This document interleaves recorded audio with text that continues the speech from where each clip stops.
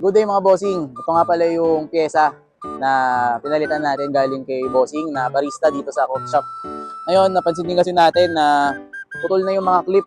Ayan. So pagka gantong pyesa kasi, hindi na natin napapakinabangan to kasi una, yung fittings nito sa mga motor, wala na. Wala nang mangyayari dito. Hindi na to sasalpak ng maayos. Magkakaroon na ng problema. So yung mga kadalasan mga gantong pyesa talagang pangtapon na. So wala na tayo bang gagawin dito, dispose na lang din natin. So pinalitan na lang din natin, binigyan natin si bossing ng bagong pyesa para yung pyesa niya, kompleto yung clip, maayos din yung carbon. At ito na mga bossing, dahil hindi na natin mapapakinabangan tong pyesa na to, gulungan na lang natin tong pyesa na to. Ayan.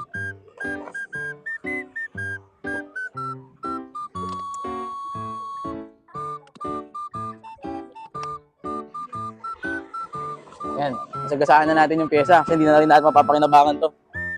Ayan, sinagasaan na natin, ayan, nabiyak na siya sa gitna. Ayan, hayaan na natin ganito to kasi pag mga gantong pyesa, hindi na rin tayo pumapayag na makipag-swap dahil una, kulang na yung mga clip, tsaka yung mga pyesa natin, binibili natin ng brand new. At hindi rin natin makifit ng maayos, kaya dapat sa mga ganito, tinatapon na.